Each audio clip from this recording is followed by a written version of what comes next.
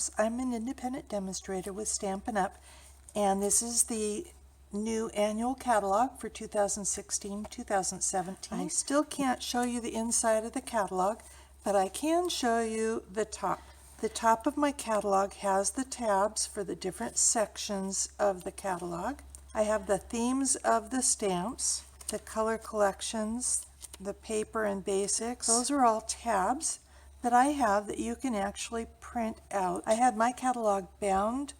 I actually had it bound in Salt Lake City the day I received my catalog, and I had them put clear sheets in to print this out. Print it out on cardstock. I've just printed it on paper for this demonstration. Cut into 2 rows of tabs, and then use packing tape, and you're going to put the packing tape, put it right on between those edges, and that will kind of give you a cheating lamination of your tabs. How do you like to organize your stamps on your shelf? Do you organize them by theme? If so, Stampin' Up! Organizes them in the catalog that way too. Personally, I organize them alphabetically. All my stamp cases have little slips. They just slip in between this plastic and the label. It shows all the different formats the catalog is in. It shows the page number it will be on, the recommended blocks, and also if that stamp set coordinates. I have color coded these to match table of contents. It shows birthday, and it shows the birthday stamps. I believe it's Flirty Flamingo, and so I used the RGB codes to mark the labels that are in the birthday section of the catalog with Flirty Flamingo. So that should be really easy for you to organize your stamps, put them away where they belong. It's easy for me too, and I have all the information I need about the stamps. I just have this in US English numbers, so if you are in another country and you want me to put them in your language, in your numbers, let me know and I'll do that for you. I also have my supply labels. These are on Avery labels number 5167 that are return address labels, 80 labels per sheet. There is a trick to printing them out to fit. When you go to print out the labels, you're going to click on the link and that will download it to your computer. You'll see it. It's not really truly downloaded. You want to actually click the download button, which will put it into your computer. You can either open it. I would suggest you save it. That will get this file fully onto your computer. A PDF file works kind of like a photograph. Then you use the Adobe Acrobat Reader to print the file. So I actually want to go to my folders. I want to open up that file and then use Adobe Acrobat Reader to print. You do want to make sure that this is actual size and then click print. Then you will get the images being the right size. I also have large labels that I like to use. I have some big 12 by 12 envelopes. Demonstrators can still order these. I've heard you can use the 12 by 12 sheet protectors for memory keeping. I used to print these out on regular labels, Avery labels, and I found that the large labels didn't really go through my printer very well. So I just print them out on regular copy paper now. And I cut them out, so here's Affectionately Yours. I'm just going to use my trimmer to cut these all apart.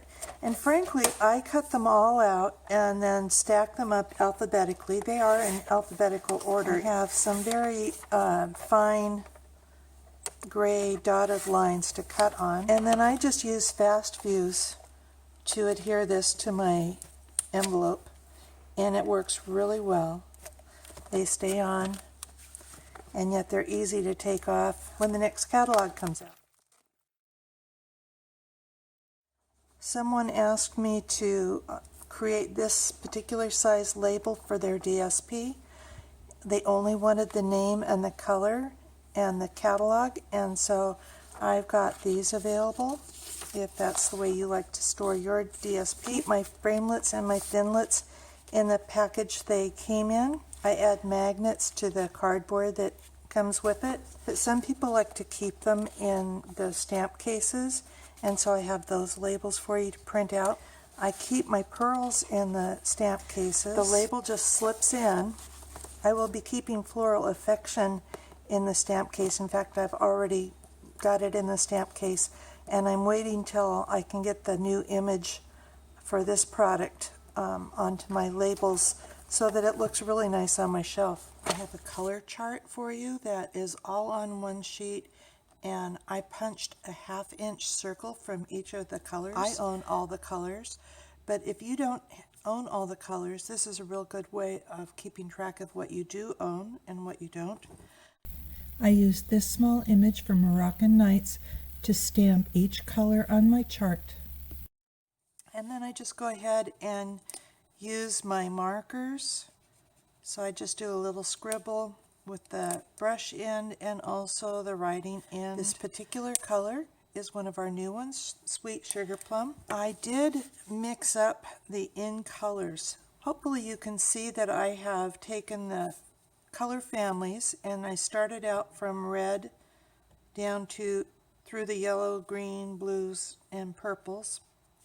There's no way to really do that with the neutrals, but I tried to kind of get the browns in with this center area so that you can kind of compare your oranges and your yellows.